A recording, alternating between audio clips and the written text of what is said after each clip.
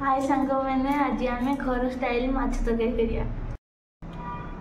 आपण मैंने देखिए तो भल से आम माछ फ्राए कर सारू। आपण मैंने भी एमती भल से माछ फ्राए कर प्रथम रखी दिंतु। देखो आम या छोट छोट पीस रे काटी एवं रेडी कर प्रथम सब आलू टमाटो पियाज छोट छोट काटी ने अदा रसुण पेस्ट भी बनईदे।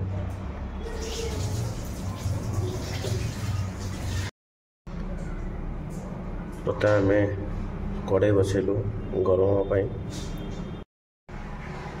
देखो आम कड़े गरम है एवं आपण हिसाब से आपड़ जमीका तेल नापी चाहिए ने मुझे मोर से एतिक मात्रा तेल नहीं। प्रथम जमी मो माछ प्रथम फ्राए कर नहीं सेमती आलू भी फ्राए कर आलू भी पकईले एमती तेल भल से भाजी ने जेपर्यंत आलूटी लाल न देखा से पर्यंत आप भाजी। एबे देखो आम आलू एवं फ्राए लाल हो जाए या काढ़ी नबू।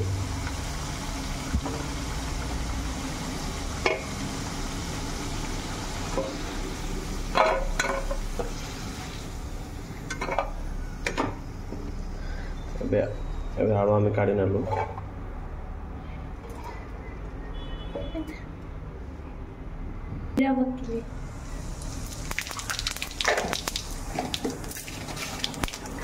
प्रथम जीरा पकिले पियाज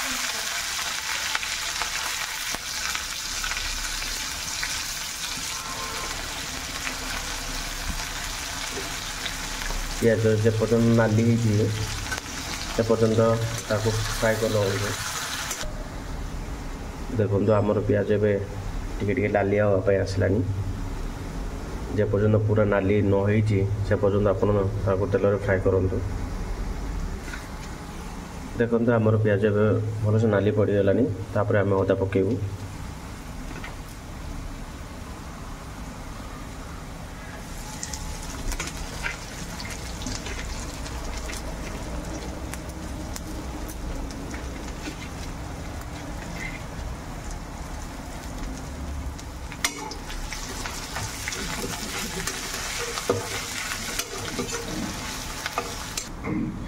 अदा को भी ठीक से नाली हवा जाए तेल फ्राए करूँ।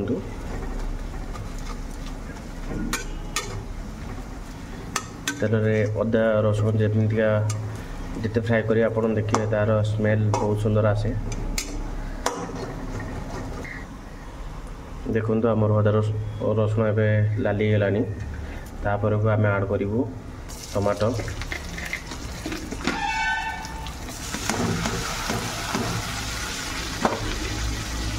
टमाटो को भल से मिसेलु।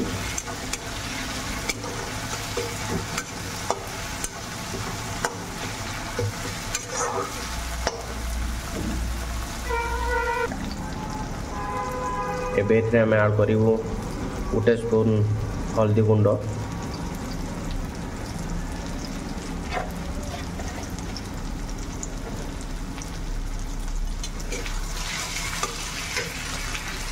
हल्दी गुंड को भल भाव मिसेबू।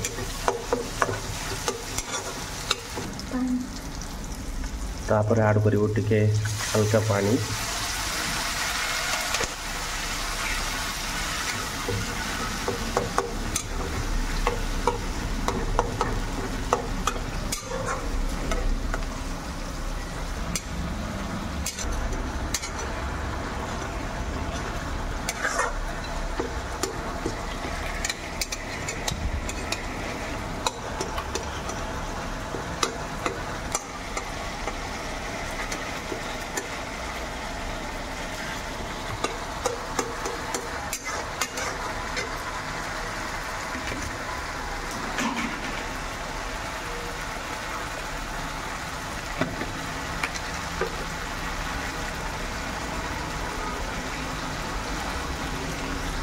तापर ऐड करूँ आम 1 स्पून लंका गुंड,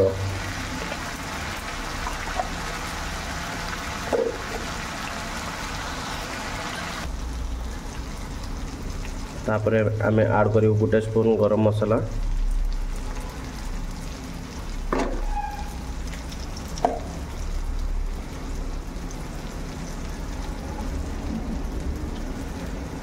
तापर ऐड करियो आमे 1 स्पून फिश मसाला,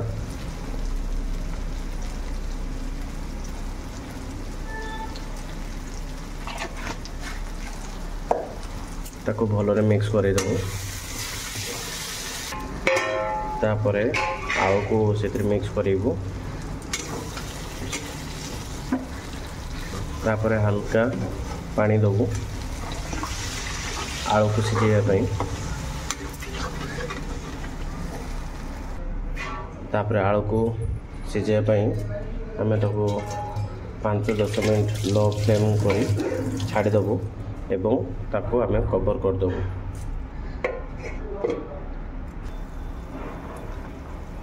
एबे देखंतु हमर आलू सिझी जाइछि भलो से। एबे एथरे आमे माछ ऐड करिवो।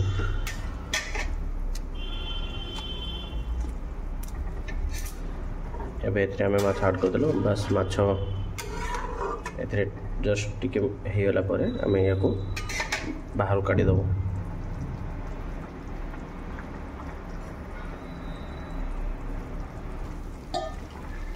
एबे देखंतु हमर माछ तरकारी रेडी। एबे याको आमे बाहर काढिया। एबे हमर माछ तरकारी रेडी। एबे याको बाहर को आमे काढि देबो।